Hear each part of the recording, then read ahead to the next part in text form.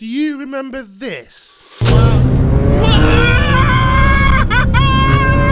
This was my first reaction after going for a drive in Simons 422 brake horsepower GR Yaris. Only this time, he's building another.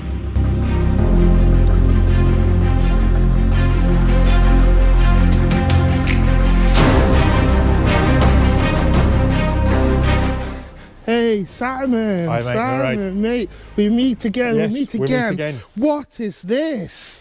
This looks like a familiar car. I mean, it's not your Yaris, right?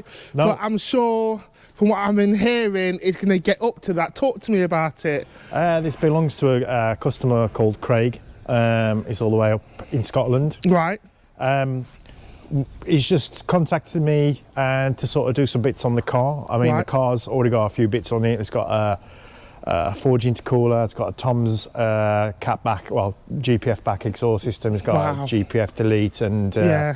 it's got a carbon forged intake on it as well. Wow. But we're going to do some extra bits. Right, okay. Yeah. Okay, yeah. so I think I met Craig, I believe, at an event at Knock Hill, Yeah. right? And he was so enthusiastic about his Yaris, and I didn't get a chance to see it.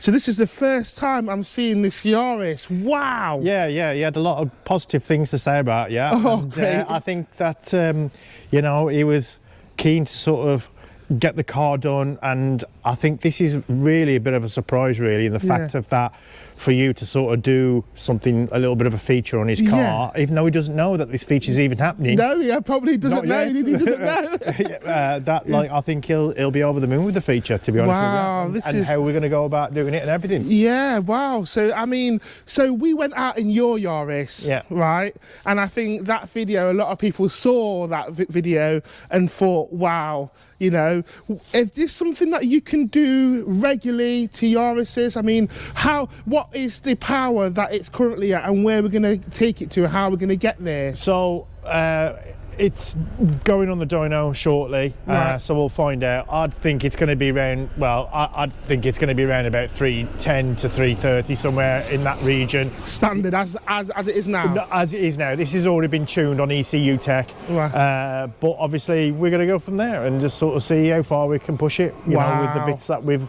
got over on the bench over there. Right. I know mappers don't like to give, like, you know, to say, you know, to kind of preempt what it would be until the modifications are fitted and it's already been mapped. But Yeah. where can we expect this to be? If it makes something like 380 to 400 horse is where I'd probably like to see it go. You know, it's going to be still on stock ECU, so maybe some limitations on the stock ECU. Okay. But I think Craig was also up for going on to Civex, whereas we can push limitations even further. So, you know, we'll see what it does, you know. It is what it is. Some cars will make good power, sometimes they don't, you know. And then you just adapt and make more changes and go again, you know. Okay, so I'll tell you what, I think it'll be good to see what you're going to be putting in this car, right, to get it up to 400 brake horsepower or round about that. So let's go and have a look at the parts and then we can go from there, right? Awesome, yeah, let's do it. Cool, right, let's go.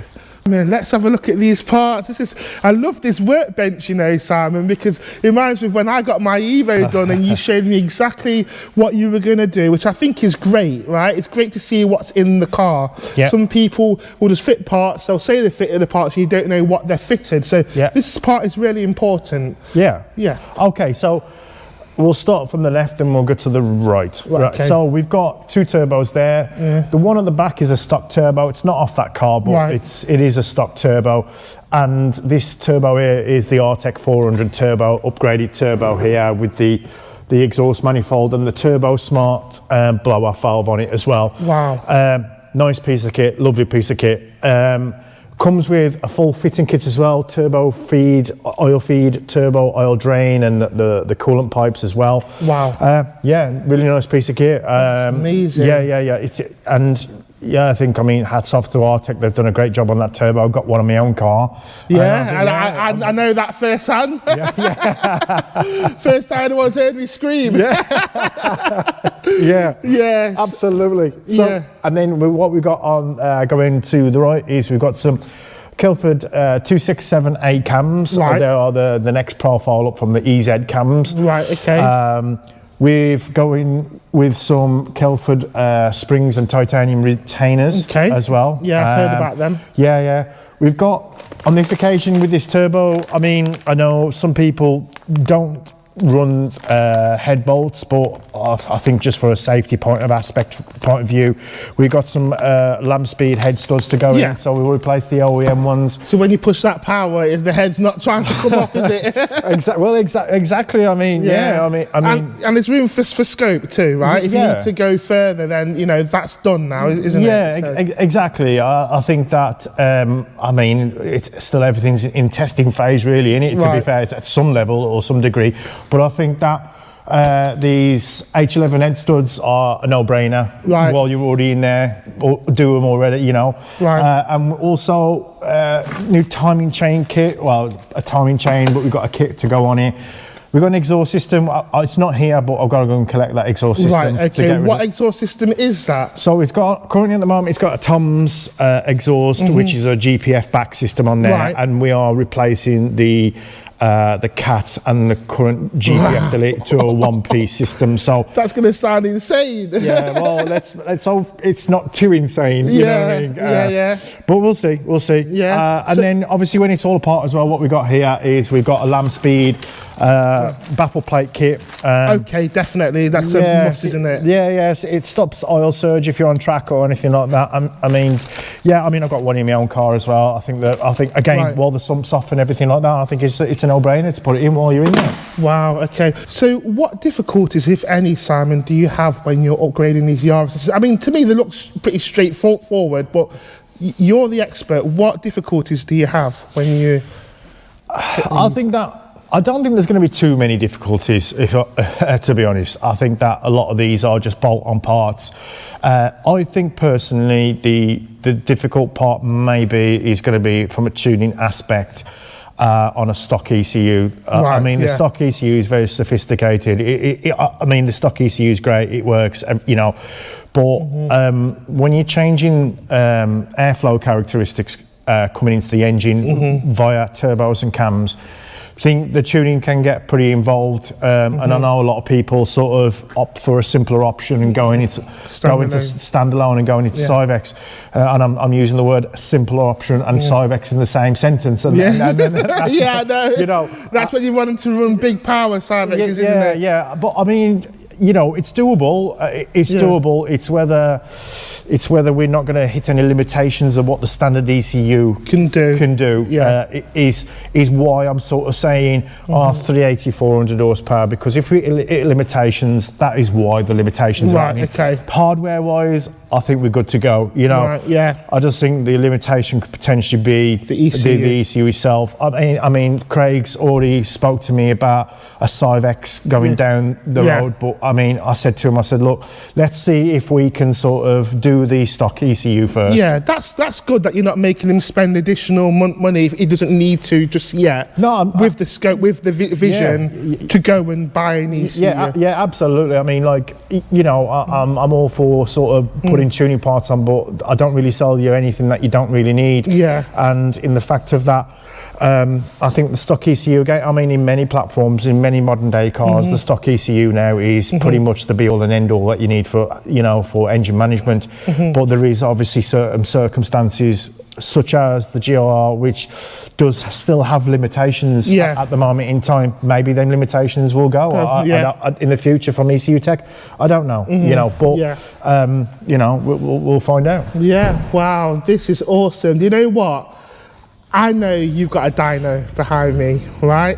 And I want to hear, I want to see and hear what Craig's car looks like, sounds like, performs on the dyno. What do you think? Yeah, I mean, we've got to do it anyway, so we're going to do like a before run anyway, so now's the time, I think, and we'll just do a run now and sort of see how it goes. Right, people, it's dyno time. Let's go. Right, so Simon, this is our favourite part. How do you prepare the dyno? I mean, you've got so many different cars, different lengths, different, you know, diameters, etc. How do you prepare it? So what we do, we just we dropped the front wheels in there. We're trying to get it as central as possible to start with. Okay. I've not done a very good job on this occasion. I'm a bit over to the left here. Yeah. And what we got an ability to sort of lengthen or shorten the bed, so I'm just going to do that now. Okay. So what I can do, I can go bed in. And oh right, so it comes. Wow. Okay.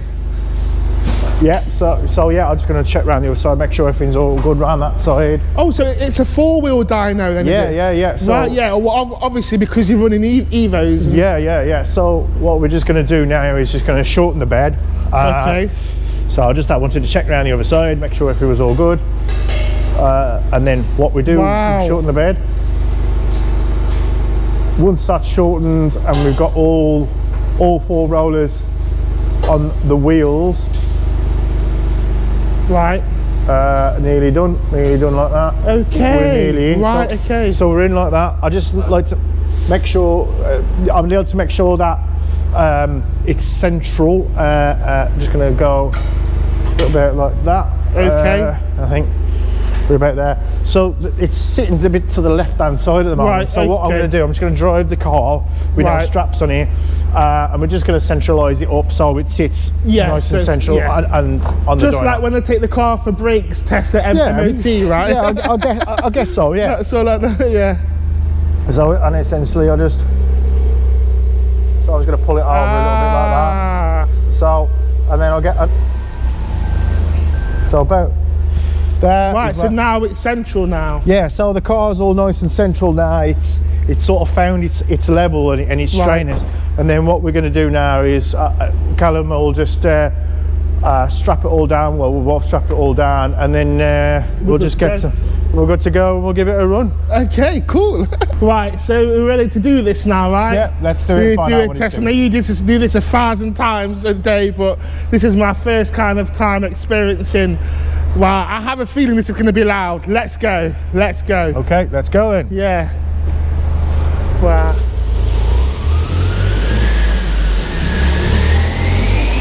Wow.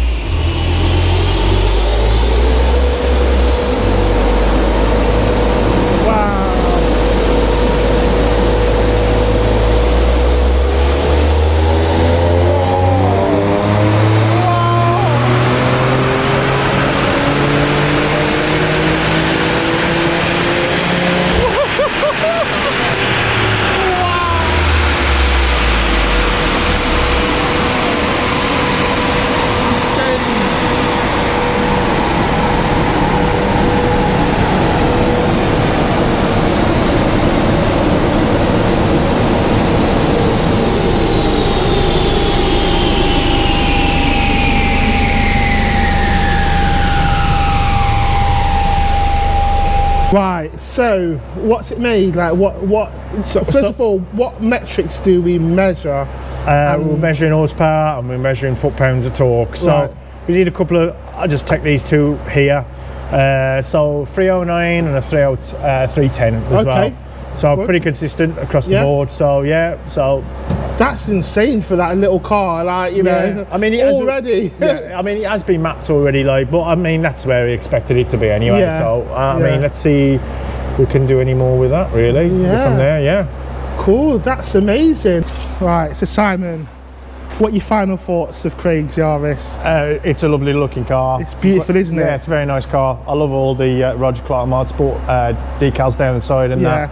It really sets it off, doesn't it? Yeah. Bit of homage to the Evo Vortex generator on the top as well. So, but yeah, it's a good platform to start with. It's already got some nice little bits and bobs on there to start with, and I think that we'll get all those bits on and then we'll go again and see what we can do. Well, I'm sure in the next video people will want to know exactly what this car makes once all the mods are fitted. We want to say thank you to Simon, Craig and everyone who supported us. Remember, follow BiggieJDM, follow Simon Norton, and we'll see you in the next video. Biggie who, Biggie what, Biggie when, BiggieJDM, and we'll see you then. Thank you, Simon. And there we have it, challenge on.